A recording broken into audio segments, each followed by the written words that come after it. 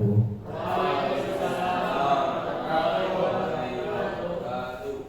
Yang terhormat Bapak Rosidi SPD MPT selaku Kepala SMP Negeri 2 Pangkal, yang saya hormati Bapak Ibu Guru SMP Negeri 2 Pangkal.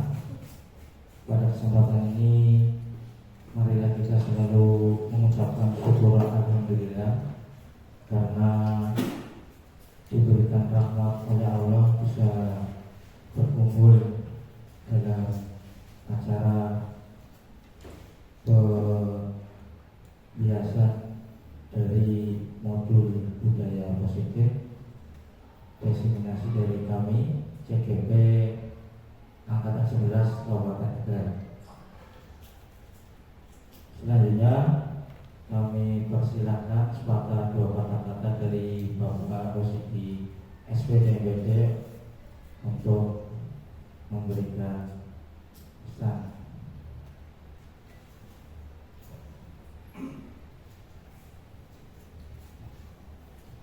Bismillahirrahmanirrahim. Assalamualaikum warahmatullahi wabarakatuh. Waalaikumsalam warahmatullahi wabarakatuh. Alhamdulillah, alhamdulillah.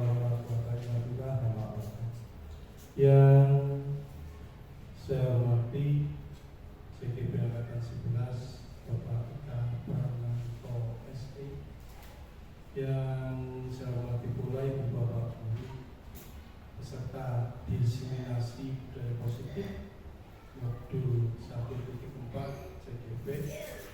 Alhamdulillah di siang hari ini kita dapat melaksanakan suatu kegiatan yang sangat positif sekali. Harapannya dari kegiatan ini kita dapat terwujudnya suatu sekolah impian kita, yaitu sekolah SMP Negeri 2 Pangkal Bersinar. Kita ketahui bersama bahwa kegiatan diseminasi adalah salah satu tugas pokok di mana nanti CGP akan memaparkan apa itu budaya positif di dalam sekolah ini. Terus tidak hanya didiseminasi, diaplikasikan ke dalam pembelajaran yang ada di SMP Negeri 2 Pangkal. Kita ketahui bahwa ada pola, ada beberapa cara menjadikan budaya positif itu mengena kepada siswa. Yang paling sulit budaya positif yang kita ketahui bersama bahwa kemarin sore Bu Vina nge-share itu adalah salah satu bahwa budaya positif kita belum nampak. Bagaimana untuk menerapkan budaya positif yang terjadi di anak? Kejadian semacam itu perlu kita garis bawahi, karena kalau dibiarkan akan menjadi satu perbuatan yang mengarah kepada ketidakbaikan. Tolong nanti kepada ibu bapak guru, terutama seluruhnya saja, tidak hanya BK, wali kelas, guru pengajar dan sebagainya, sebab yang menjadi budaya positifnya belum muncul. Saya sangat prihatin dengan kejadian, walaupun sekecil itu, tapi akan membuat kita tidak nyaman. Tidak ada rasa menghargai, tidak ada rasa saling gotong royong, malah justru akan menghancurkan kemana-mana. Oleh karenanya, saya sampaikan kepada Bapak Ika bahwa sampaikan harapan budaya positif yang ada di SMP 2 Pangkal serasi dengan modul 1.4 yang ada di calon guru penggerak disinkronkan diserasikan, sehingga match antara program panjenengan dengan yang ada di sekolah bisa berjalan bersama-sama. Kemudian yang kedua, ini di tanggal 17 Agustus ya, boleh ya tanggal 17 Agustus, boleh. Saya kira tanggal merah tidak boleh diseminasi, ternyata boleh. Syukur alhamdulillah kita menyempatkan waktu. Terima kasih kepada seluruhnya saja, Pak Pri dengan kerja keras, Pak Ika dengan kerja keras, semua tim, sehingga pelaksanaan peringatan hari 17 upacara hari 17 Agustus tahun ini ke-79 bisa berjalan dengan baik. Terima kasih Pak Pri ya, semuanya atas semua dukungan kita semua. Mari kita tingkatkan kinerja kita sesuai dengan yang ada di modul 1.4. Mudah-mudahan budaya positifnya sesuai yang diharapkan dengan sekolah. Selamat mengikuti diseminasi dari CGP Angkatan 11 Bapak Ika Prananta SE. Mudah-mudahan bisa berjalan dengan lancar. Kurang lebihnya mohon maaf. Assalamualaikum warahmatullahi wabarakatuh. Waalaikumsalam warahmatullahi wabarakatuh. Terima kasih dari Bapak Rosidi SPDMPD. Selanjutnya saya akan melakukan kegiatan diseminasi budaya positif di modul 1.4 dalam kegiatan berbagi aksi nyata.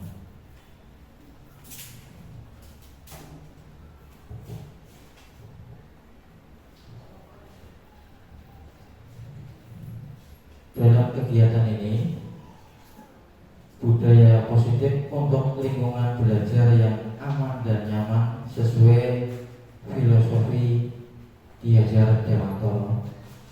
Maksudnya, apa yang sudah menjadi budaya positif di SMP Negeri 2 Pangkal yang sudah ada, kita pertahankan. Pada intinya seperti itu, kita pertahankan. Kemudian kalau ada yang belum, kita gali bersama.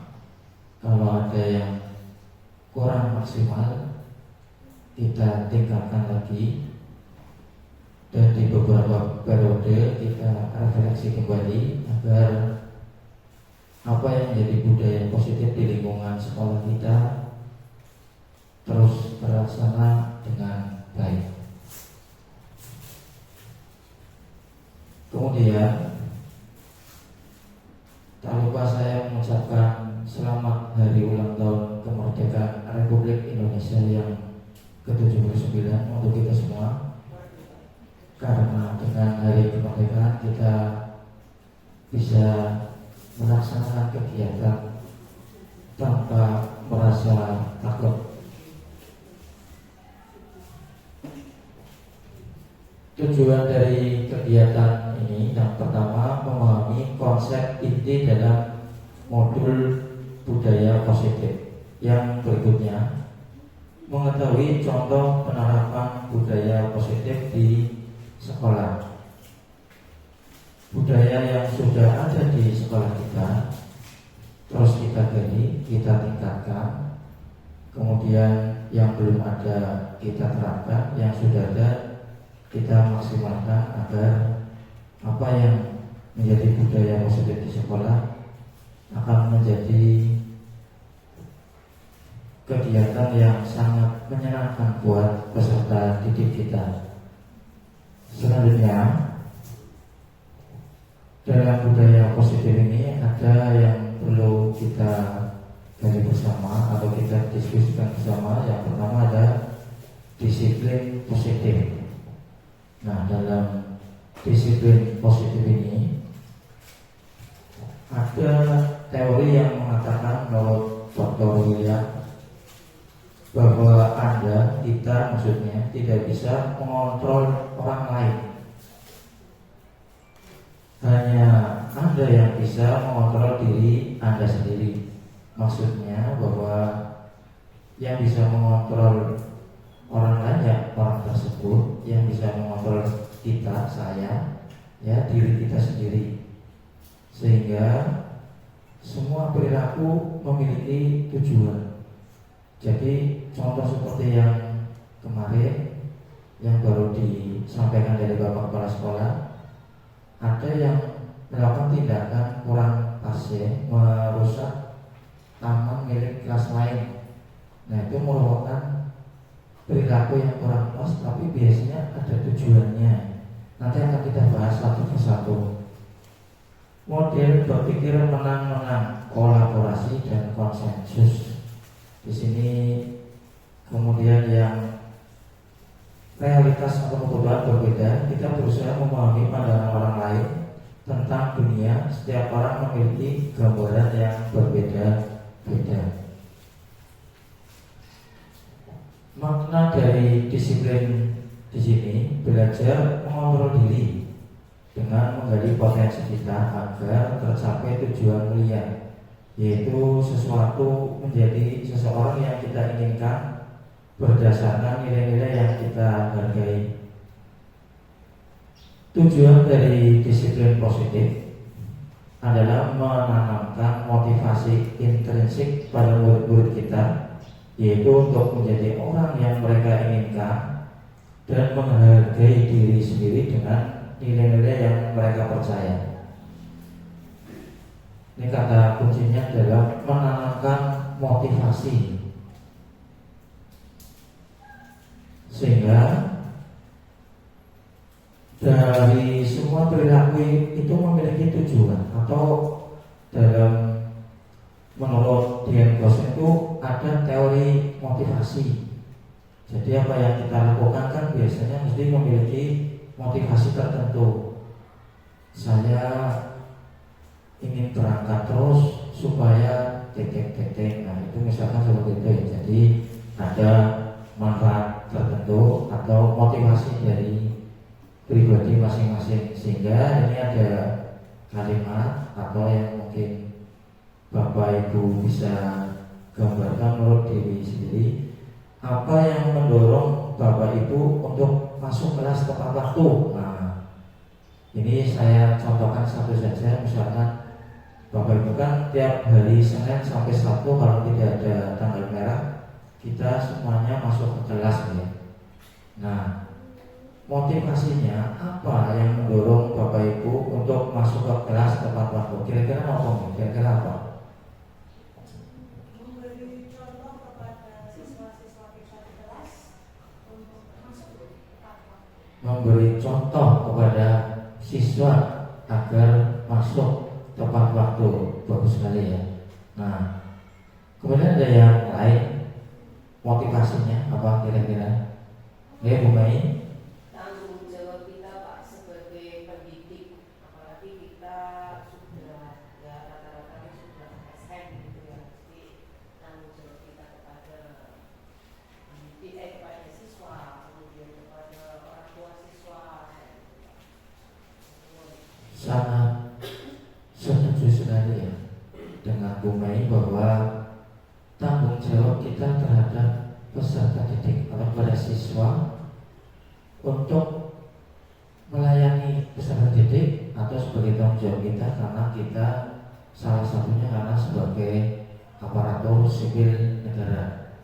Mungkin ada yang lain lagi dari apa yang mendorong Bapak atau Ibu untuk masuk ke kelas tepat waktu, motivasinya. Nah itu dari apa yang disampaikan dari Bu Ide dan Bu Mai tadi sangat selaras dengan motivasi dari budaya positif di sini.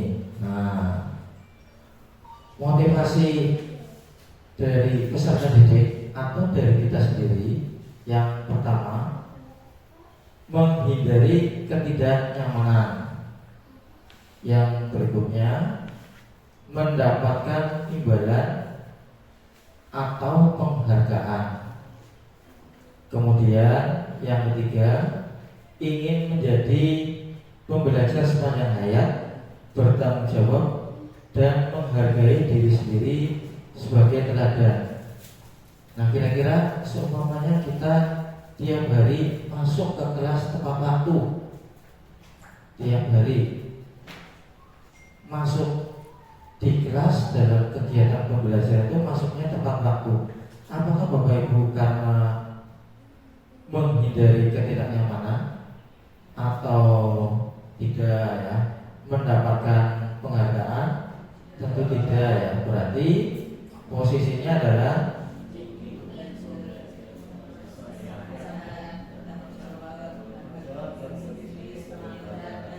ya, itu sangat setuju sekali bahwa kita masuk kelas karena ingin menjadi pembelajar sepanjang hayat, bertanggung jawab dan menghargai diri sendiri sebagai teladan.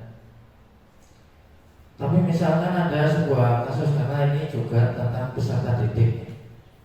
Misalkan Mbak Silvi mengikuti upacara tapi tidak menggunakan topi Senin pertama misalkan, kemudian mendapatkan konsekuensi.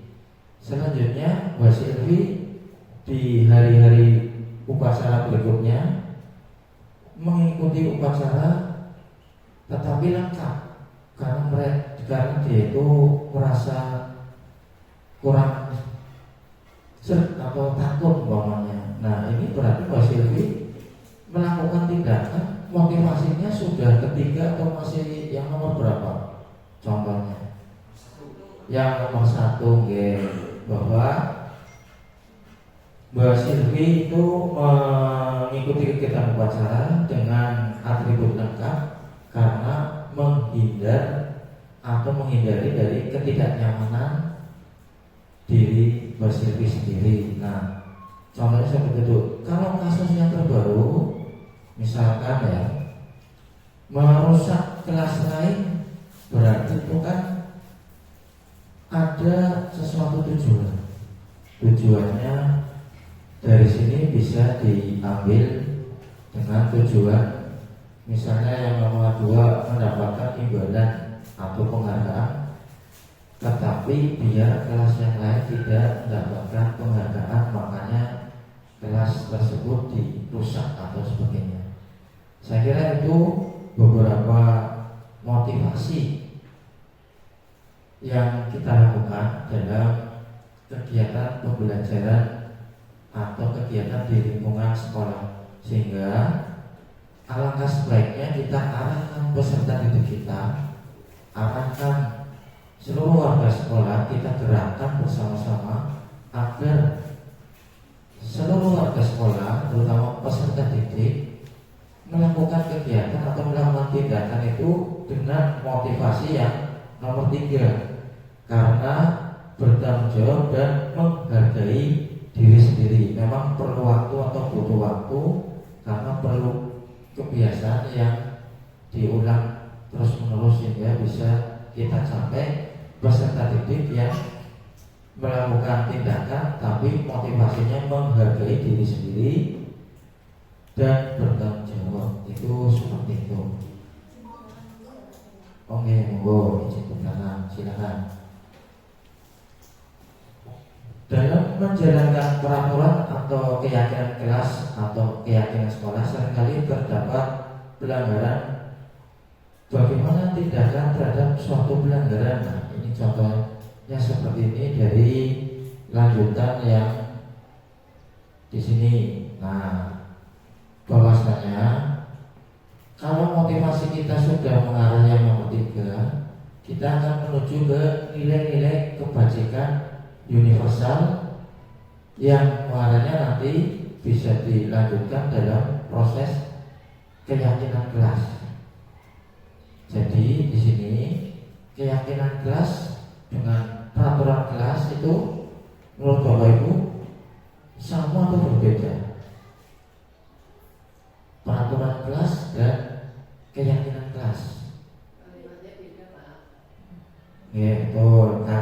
berbeda ya. Depannya saja berbeda, satu peraturan, satunya keyakinan berbeda. Kalau dalam artian dari hati beda juga ya, atau sama berbeda ya. Nah, peraturan kelas biasanya dibuat sepihak atau sudah jadi turun temurun. Misalnya peraturan berseragam sekolah atau tata tertib berseragam Senin dan Selasa menggunakan seragam OSIS, kaos kaki putih bersepatu hitam. Selasa dan Senin tinggal dibalik saja. Kalau Rabu dan Kamis kita menggunakan seragam batik. Kalau Jumat dan Sabtu menggunakan seragam pramuka. Di saat kegiatan pembelajaran olahraga menggunakan baju olahraga. Nah, itu peraturan dibuat sebaik. Tapi kalau keyakinan kelas bisa diartikan sesuatu yang diyakini, jadi dibuat bersama-sama dengan peserta didik, dengan seluruh warga sekolah bisa. Kalau keyakinan kelas ya berarti dengan kelas tersebut.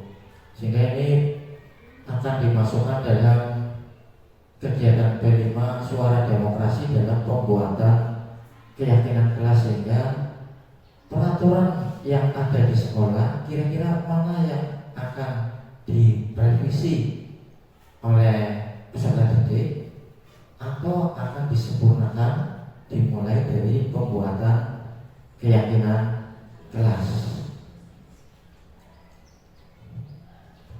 Sehingga dalam menjalankan keyakinan kelas atau sekolah seringkali terdapat pelanggaran. Bagaimana tindakan terhadap suatu pelanggaran atau sesuatu yang kurang pas dengan peraturan atau keyakinan kelas. Nah, di sini ada hukuman, ada konsekuensi, ada restitusi. Dalam artian tadi kan sudah dibuat peraturan kelas. Dari peraturan kelas kita buat keyakinan kelas. Kemudian bagaimana kalau ada peserta didik atau dari diri kita itu tidak menjalankan atau tidak melakukan apa yang sudah disepakati di keyakinan kelas. Di sini ada yang bersifat hukuman, konsekuensi, restitusi. Nah, contohnya kalau hukuman bersifat tidak terencana, bersifat satu arah dari pihak guru yang memberikan dan murid hanya menerima suatu hukuman tanpa melalui suatu kesepakatan. Langsung saja, misalnya ada peserta didik yang datang terlambat. Kebetulan saya menjadi guru piket. Nah, kalau langsung saya salahkan karena tidak menggunakan sepatu warna hitam, langsung tak suruh push up, tak suruh pulang tanpa ada kesepakatan yang sudah dibuat atau keyakinan yang sudah dibuat, itu salah satu contoh melakukan hukuman. Konsekuensi berbeda lagi. Konsekuensi sudah terencana, sudah dibahas dan disetujui oleh murid dan guru. Pada konsekuensi murid tetap dibuat tidak nyaman untuk jangka waktu pendek. Jadi konsekuensi itu imbas dari dia melakukan atau sering melakukan perilaku yang tidak sesuai dengan apa yang sudah menjadi keyakinan kelas yang sudah dibuat bersama-sama. Nah, sehingga muncullah konsekuensi tersebut. Kemudian restitusi, proses menciptakan kondisi bagi murid untuk memperbaiki kesalahan mereka sehingga mereka bisa kembali pada kelompok mereka dengan karakter yang lebih kuat. Itu untuk restitusi. Sehingga di sini misalkan ada yang tidak melakukan tindakan yang tidak sesuai dengan keyakinan kelas atau peraturan sekolah bisa dilakukan dengan restitusi menstabilkan peserta didik terlebih dahulu.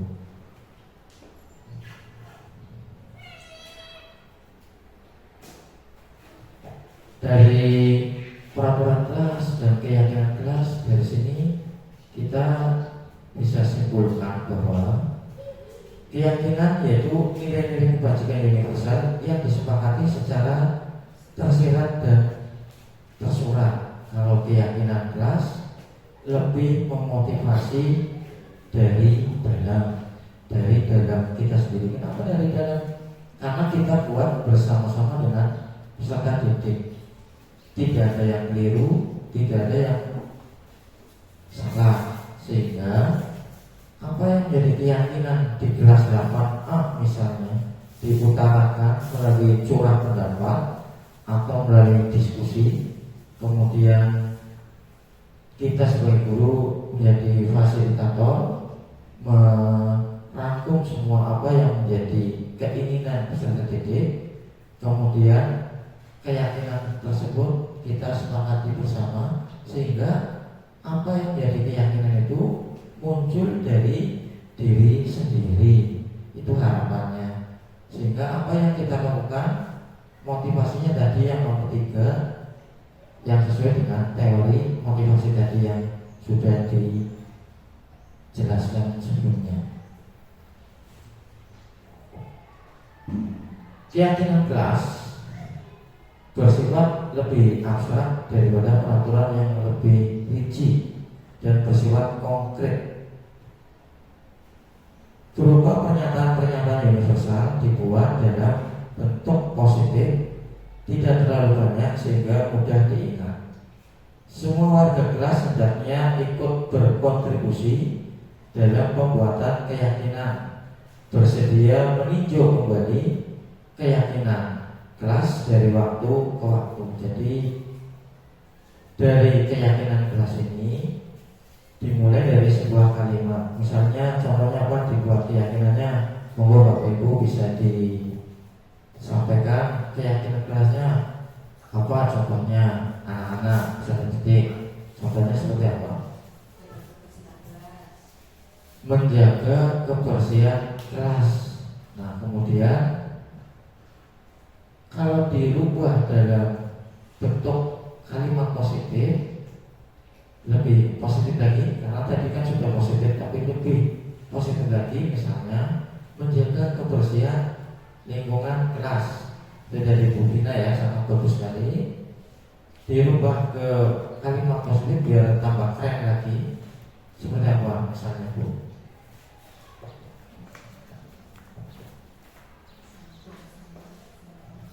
Ya betul sekali. Misalnya jangan buang sampah sembarangan. Menjadi kalimat positifnya, saya senang membuang sampah pada tempatnya, misalnya seperti itu. Nah itu untuk kalimat-kalimat dari keyakinan kelas. Kemudian contoh yang lain lagi misalnya seperti apa? Yang biasanya kan jangan. Nah, kemudian kita rubah menjadi kalimat-kalimat positif biar peserta didik rada nyaman membacanya.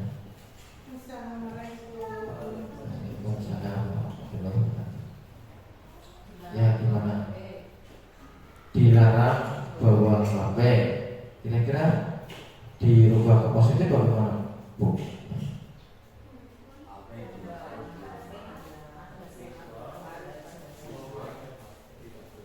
Iya sangat betul sekali yang dirubah di kalimat dilarang membawa HP. Nah, betul, tapi biar rada nyaman, agak nyaman lagi dirubah misalnya bawalah HP pada saat digunakan, dibutuhkan dalam kegiatan pembelajaran dengan tanggung jawab, misalnya seperti itu ya Bapak Ibu.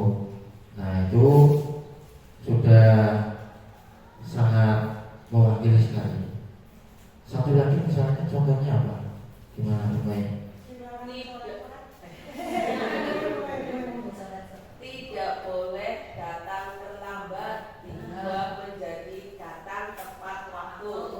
tidak boleh datang terlambat, dirubah menjadi datang tepat waktu. Nah, itu sangat bagus sekali ya, sehingga apa yang kita lakukan nanti bisa terapkan ke peserta didik, sehingga kalimat-kalimat yang sangat sangar atau sangat menakutkan kita rubah ke dalam kalimat-kalimat yang lebih positif, lebih nyaman didengar. Itu untuk keyakinan keras yang sudah dibuat. Selanjutnya,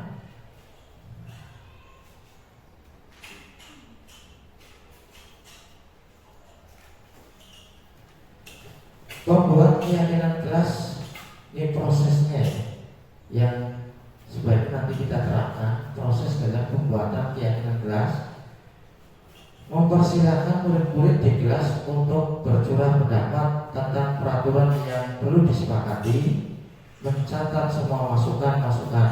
Jadi peraturan sekolahnya apa, urutannya seperti itu dalam membuat keyakinan kelas. Peraturan sekolah seperti apa, bercurah pendapat, memberi masukan, kemudian apa yang perlu dirubah, apa yang perlu ditambah, apa yang perlu dikoreksi. Para murid atau warga sekolah, gantilah kalimat-kalimat dalam bentuk yang positif. Tadi sudah Bapak Ibu praktekkan sehingga nanti bisa dilanjutkan di kelas.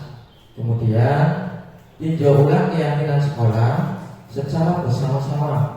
Kalau sudah, kemudian di lain waktu kita refleksi ya, ditinjau ulang kira-kira keyakinan kelas yang ini masih sesuai atau belum sesuai atau masih bisa digunakan. Selanjutnya, semua warga atau murid dilekatkan di dinding kelas di tempat yang mudah dilihat oleh seluruh warga sekolah. Jadi keyakinan kelas ini kemudian kita buat, kemudian ditempelkan di tempat-tempat yang mudah dijangkau, mudah dibaca, dan mudah terlihat, sehingga bahasa sininya terngiang-ngiang terus ya. Seperti buanglah sampah pada tempatnya, saya senang membuang sampah pada tempatnya, atau misalnya yang tadi sudah disebutkan. Sehingga apa yang menjadi keyakinan kelas yang sudah dibuat dari Bapak Ibu dengan peserta didik menjadi sesuatu yang lebih bermanfaat dalam kegiatan, dalam budaya positif di sekolah. Nah, ini barangkali untuk menjadi referensi Bapak Ibu nanti akan membuat kegiatan keyakinan kelas atau menjadi referensi koordinator P5 nanti di Suara Demokrasi. Monggo bisa dilakukan di sesi pertama ya. Misalnya pembuatan keyakinan di kelas, misalnya seperti itu. Kita bisa tadi pertama bercurah pendapat. Ini saya lakukan di kelas 8A ya, di samping. Nah, itu kemudian peserta didik idenya itu disampaikan melalui sticky note. Kemudian saya berusaha untuk tidak menyalahkan atau jangan ini, jangan itu, biar peserta didik itu sesuai keinginannya dulu. Kemudian apa yang mereka inginkan dicurahkan dalam sticky note, lalu ditempelkan di papan tulis. Setelah itu kita sepakati bersama-sama dengan peserta didik, kita bahas satu persatu keinginan, apa yang menjadi keinginan dari kelas 8A tersebut, keyakinan kelasnya yang mau yang mana. Itu diawali seperti itu dulu biar anak-anak merasa nyaman. Contohnya, setiap anggota kelas perlu belajar, setiap anggota kelas perlu senang. Setiap anggota kelas perlu melakukan tugas. Setiap anggota kelas perlu saling menghargai. Setiap anggota kelas perlu merasa aman. Nah, ini contoh-contoh keyakinan kelas yang saya sepakati, ada beberapa, kemudian dimasukkan dalam keyakinan kelas di kelas 8A.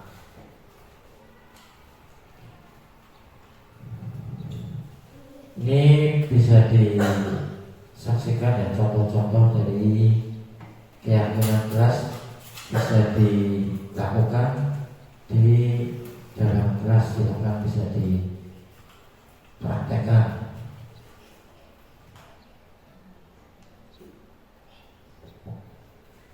Untuk keyakinan kelas saya kira sudah cukup ya Bapak Ibu ya untuk keyakinan kelasnya. Sekarang ya terima kasih, sudah cukup. Sekarang kita beralih ke berikutnya, budaya positif yang berikutnya. Nah, di sini menurut Bapak Ibu, mengapa anak bisa membuat masalah?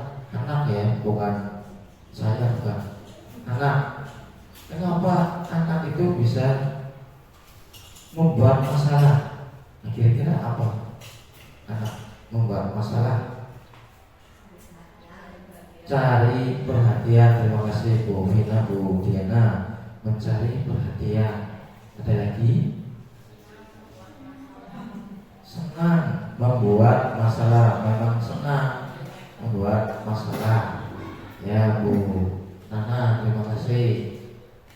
Yang lainnya lagi misalnya apa? Ada kebutuhan yang belum terpenuhi. Ada kebutuhan yang belum terpenuhi. Terima kasih Bu Yanti. Nah, di sini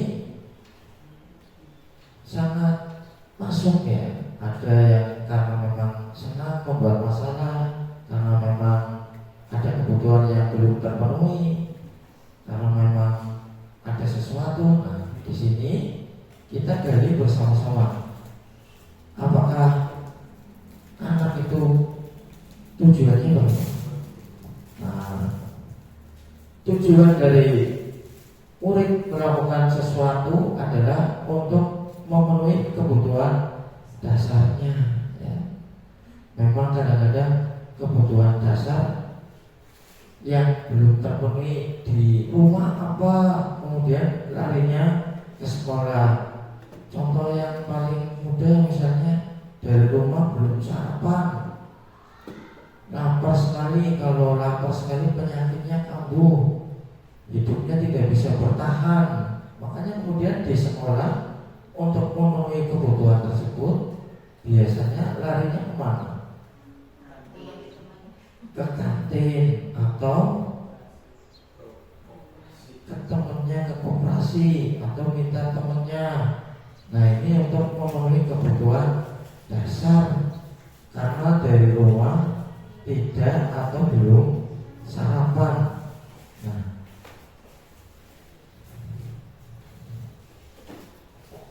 kebutuhan dasar yang saya belajar di modul 1.4 di budaya positif, yang tadi kenapa anak itu kadang melakukan membuat masalah, ya salah satu tadi untuk memenuhi kebutuhan dasar. Kebutuhan dasar yang mana? Nah, di sini kebutuhan dasar itu ada kebutuhan dasar untuk bertahan hidup.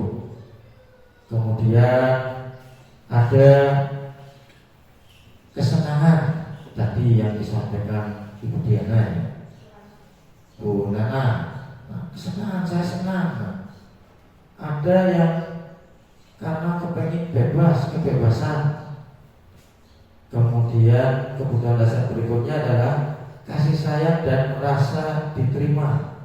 Selanjutnya adalah kebutuhan penguasaan. Nah, di sini dari 5 kebutuhan dasar ini yang seringnya menjadi dasar bahwa anak kadang-kadang membuat masalah, sehingga perlu tindak lanjut komunikasi.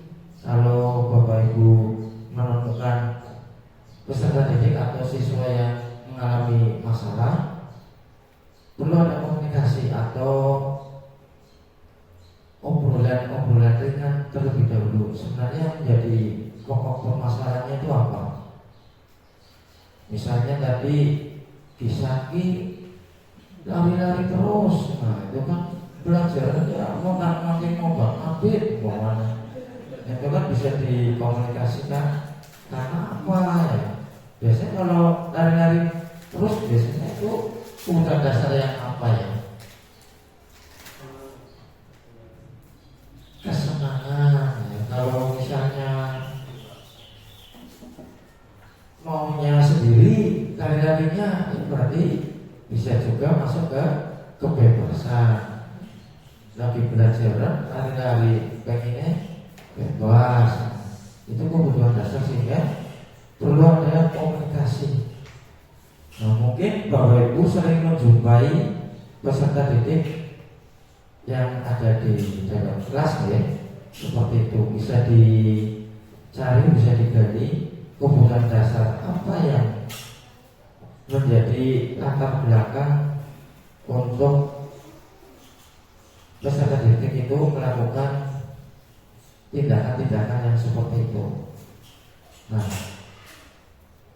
selanjutnya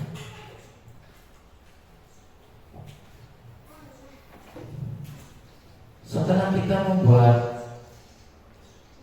keyakinan kelas, kemudian kita mengetahui dari kebutuhan dasar dari manusia, apakah penerapan disiplin positif di kelas telah efektif? Kalau kita lihat atau Bapak Ibu rasakan, kira-kira bagaimana? Ada yang sudah efektif, apakah ada yang belum? Monggo. Di kelasnya masing-masing penerapan disiplin positif di kelasnya Bu Dina misalnya sudah efektif atau belum? Ada yang sudah, ada yang belum. Bisa diutarakan. Yang sudah misalkan ya, disiplin positif di dalam kelas saya yaitu di kelas 7B. Sebenarnya total ada 10 keyakinan yang sudah dibuat bersama, tapi saya tidak hafal ya Pak. Jadi beberapa saja yang saya sampaikan. Yang sudah efektif salah satunya adalah untuk kebersihan kelas dan juga ketertiban kelas berupa keluar masuknya siswa untuk izin di luar di saat jam pembelajaran. Itu saya rasa sudah efektif, apalagi sudah dibuat adanya kartu kendali kelas, di mana di dalam kelas 7 sudah dibuat 2 kartu hanya untuk 2 orang saja yang keluar saat pembelajaran ataupun izin ke kamar ke toilet. Selain itu yang lain tidak boleh, itu sudah efektif. Kemudian untuk kebersihan juga sudah, kami di dalam kelas menyediakan ada yang namanya tong sampah kering di belakang kelas. Jadi apabila siswa punya sampah kertas, biasanya yang paling banyak itu sampah kertas atau sampah plastik, biar tidak ditaruh di laci, kemudian di belakang kelas ada tong sampah kering.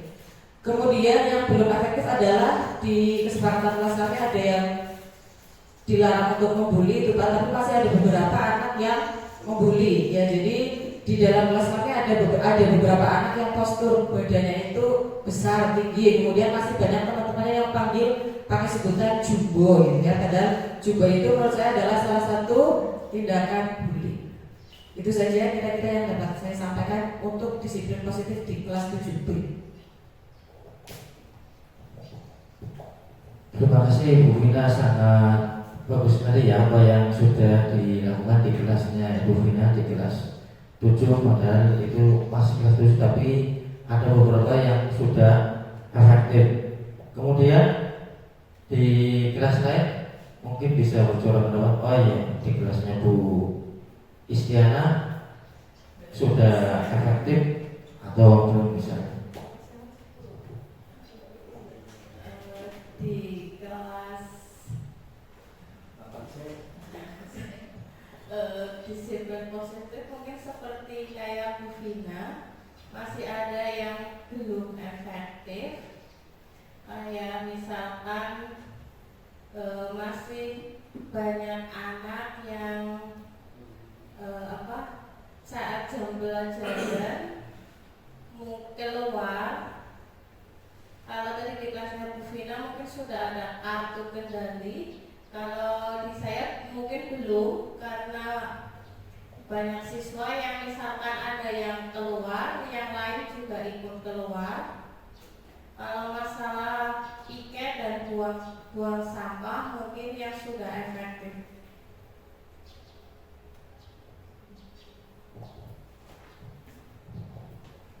Terima kasih Bu Istiana. Dari apa yang sudah disampaikan Bu Istiana tadi juga hampir sama ya, bahwa ada kegiatan disiplin positif yang sudah efektif dan ada yang belum efektif. Yang berikutnya kelasnya sebentar lagi. Kelasnya Bu Miss Ide, monggo. Baiklah, terima kasih Pak Ika atas kesempatannya. Kebetulan karena saya tahun ini bukan wali kelas, jadi tidak punya kelas khusus. Saya ceritakan saja di kelas bahasa Inggris saya, baik kelas 7 maupun kelas 8 yang saya ajar.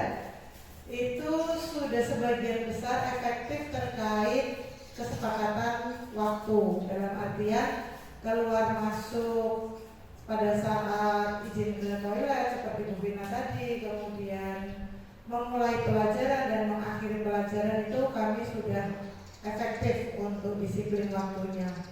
Kemudian ada juga yang mungkin belum ya, tapi menuju ke arah efektif. Belum efektif ini terkait pengerjaan tugas Pak Ika. Jadi mungkin karena bahasa Inggris itu bagi kelas 7 masih sangat sulit. Ketika ada tugas, baik pada saat pembelajaran ini belum semuanya itu mempedulikan tugasnya. Jadi baru sekitar 50% yang sudah bertanggung jawab terhadap tugasnya, namun 50%-nya lagi masih menuju ke sana. Mudah-mudahan dengan kesepakatan yang sudah saya buat di awal bersama murid-murid di kelas-kelas saya, kesepakatan-kesepakatan positif ini akan efektif nantinya. Begitu Pak Eka, terima kasih. Terima kasih sekali untuk Miss Ide. Sehingga memang apa yang disampaikan dari Ibu Vina, Ibu Istiana dan Miss Ide bahwa memang menjadi tanggung jawab kita semuanya, seluruh warga sekolah untuk menerapkan disiplin positif di dalam kelas agar dapat dilakukan dengan efektif. Walaupun tidak serta-merta ya, tapi kita lakukan secara bertahap sehingga apa yang menjadi kebanggaan kita sebagai pendidik di sekolah menjadi lebih efektif lagi, sehingga menjadi sesuatu yang sangat bermanfaat di kemudian hari. 5 posisi kontrol yang diterapkan seorang guru, orang tua ataupun atasan dalam melakukan kontrol. Nah, sekarang kita beralih ke posisi kontrol. Jadi untuk posisi kontrol itu yang kami pelajari atau di modul 1.4 budaya positif, ada yang penghukum, ada yang pembuat rasa bersalah, ada yang teman, ada pemantau, ada manajer. Nah, di sini misalkan kita itu dalam kegiatan pembelajaran, contohnya saya karena ada sesuatu hal tidak masuk di kelas 8C di jam 1-2, contohnya ya. Kemudian ada guru pengganti digantikan oleh Ibu Mei. Kemudian Ibu Mei memberikan tugas menemani peserta didik 8C, menggantikan posisi saya karena saya tidak bisa masuk di kelas 8C. Akan tetapi di dalam sebuah kasus misalkan di 8C ada 2 orang siswa, misalnya Andi dan Jono, umpamanya ya, Andi dan Jono itu tidak mengerjakan tugas atau tidak memperhatikan, tetapi asik bermain sendiri, pulpen, misalnya memainkan pulpen. Nah, kira-kira di sini apa yang akan dilakukan Ibu Mei sebagai pengganti dari pelajaran saya jika menjumpai hal seperti itu? Itu seperti apa, Bu Mei?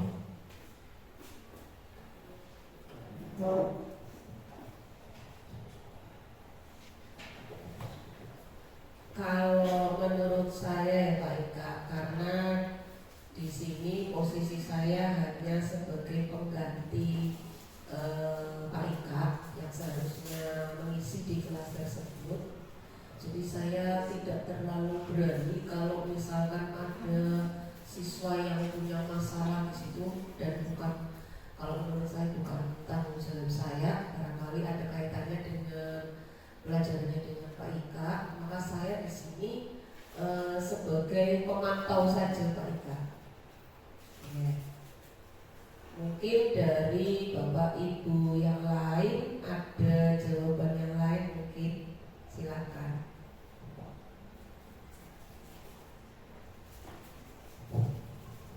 Terima kasih Bu Mei, sangat bagus sekali ya. Kira-kira kalau yang lain yang menggantikan posisi saya itu yang lain, kira-kira siapa yang ingin berpendapat? Oh, Bu Kasna ya, monggo Bu Kasna. Ya, terima kasih Pak Ika. Menurut saya kalau misalkan saya menggantikan, sedangkan ada kegiatan seperti itu di kelas, saya karena tidak bertanggung jawab secara full, maka di situ saya sebagai pemantau di kelas itu. Terima kasih.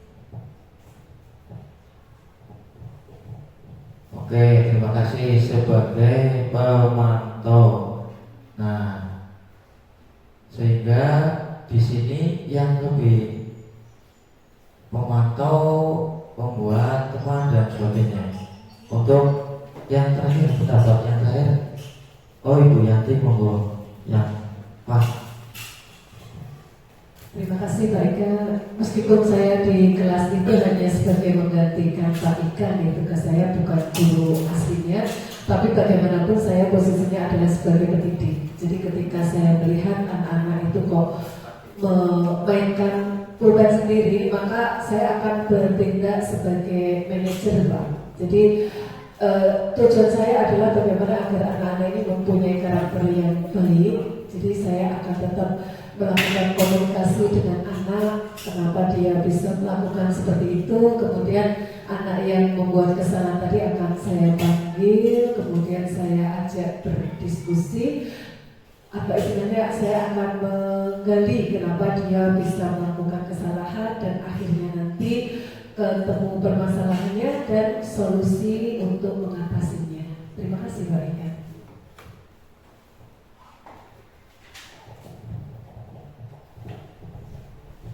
Terima kasih dari Bu Yanti akan memposisikan diri sebagai manajer.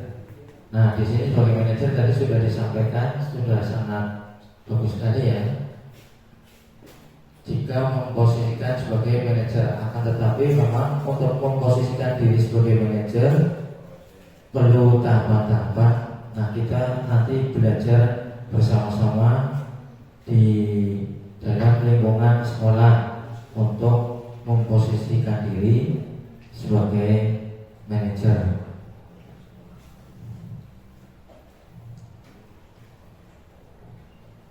Kemudian selanjutnya, nah ini kita bahas yang posisi menyambung dari yang posisi manajer tadi. Kita bisa melakukan teknik segitiga restitusi. Ya, teknik segitiga restitusi itu ada beberapa langkahnya. Menstabilkan identitas, kemudian yang kedua validasi tindakan yang salah, lalu selanjutnya yang ketiga adalah menanyakan keyakinan. Nah, di sini dari segitiga restitusi ini, karena ini ada langkah atau tahapan, sebaiknya kita melakukan langkahnya ya dari pertama dulu. Walaupun terkadang langsung ketiga, langsung kedua, tapi kita belajar bersama-sama, belajar bareng-bareng bahwa karena namanya tahapan atau langkah, sebaiknya di nomor 1, nomor 2, kemudian langkah berikutnya di nomor 3. Cuman ini hanya sekedar berbagi pengalaman saja dari sekolah yang lain. Ada yang menerapkannya itu tidak urut, kemudian tidak efektif, sehingga biar efektif dilakukan segitiga restitusi yang pas, yang sesuai tahapannya. Dari segitiga restitusi ini sudah saya praktekkan di kelasnya 8G, di kelas 8G ya. Dari segitiga restitusi ini yang tadi saya sampaikan, kebetulan saya waktu itu ada acara yang tidak bisa ditinggalkan. Adik saya menikah, mengijabkan adik saya, jadi saya tidak masuk. Nah, kemudian ada Bapak Ibu guru piket menggantikan saya. Ini ada salah satu siswi, Mbak Aurora namanya ya, belum mengumpulkan tugas. Kemudian saya terapkan segitiga restitusi yang tahapannya tadi saya stabilkan dulu, istilahnya biar tidak kaget. Saya tanyakan dulu. Kemudian tahap yang kedua adalah melakukan validasi tindakan. Saya tanyakan, kenapa tidak atau belum mengumpulkan tugas pada hari pelajarannya Pak Guru, misalnya seperti itu.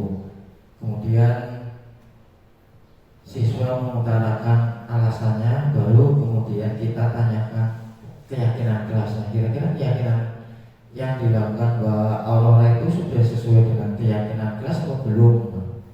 Kira-kira bagaimana Bapak Ibu belum mengumpulkan tugas, sedangkan di keyakinan kelasnya itu harus bertanggung jawab. Nah, kira-kira tindakannya Mbak Aurora sudah sesuai dengan keyakinan kelas atau belum?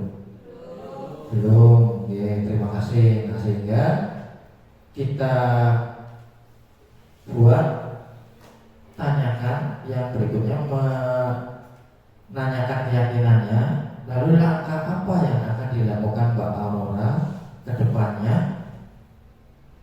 dengan tindakan yang tadi belum mengumpulkan tugas. Nah, ini sudah kami lakukan di kegiatan segitiga restitusi. Saya sampaikan di kelas 8G dalam pelajaran IPS.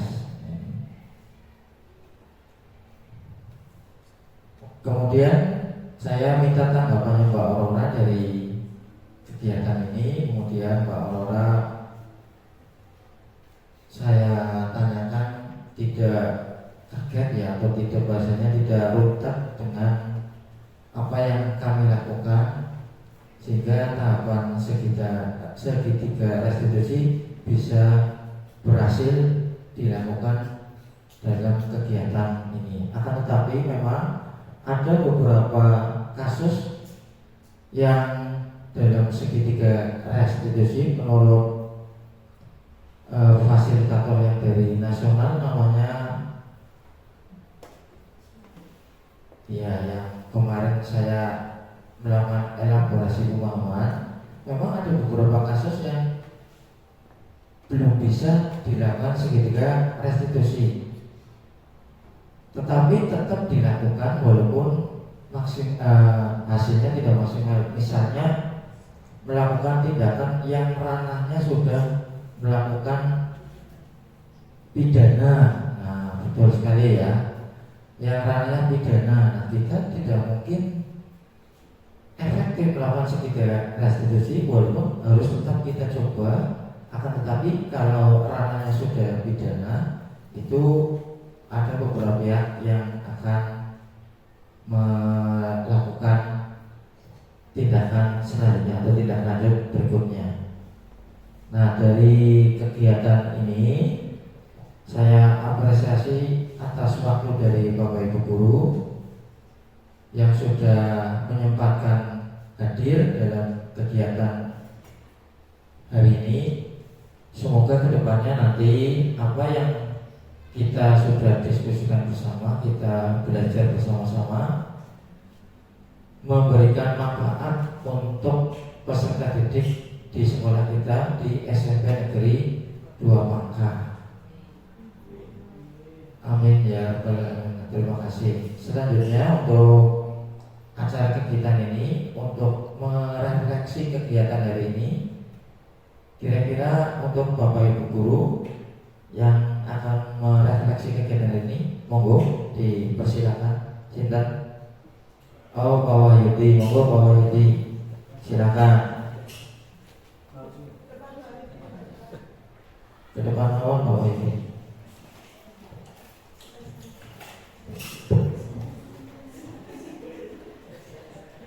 Terima kasih atas waktunya Pak Ika.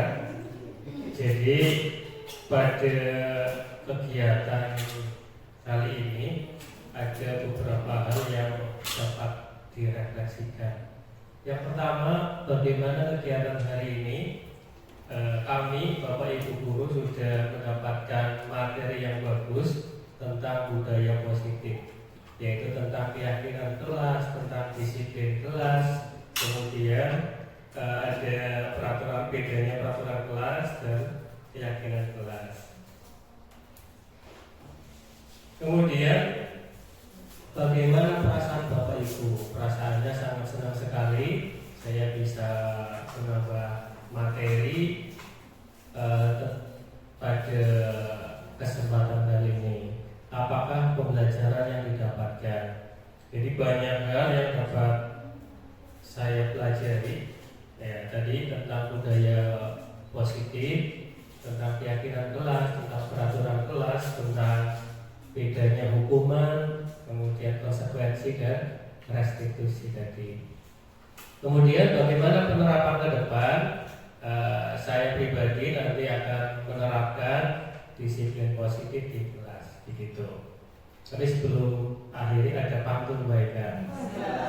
Nanti kita catat nih. Ketoko membeli speaker aktif, mampir tutup meneduh di taman. Pak Ika menyampaikan budaya positif untuk lingkungan belajar aman dan nyaman. Satu kali lagi. Pergi berlayar menuju pulau-pulau, melihat di ujung ada pohon aren. Penampilan Pak Ika sungguh memukau. Materi yang disampaikan keren-keren. Terima kasih. Saya Assalamualaikum warahmatullahi wabarakatuh. Terima kasih refleksi dari Bapak Wahyudi, sangat bagus sekali.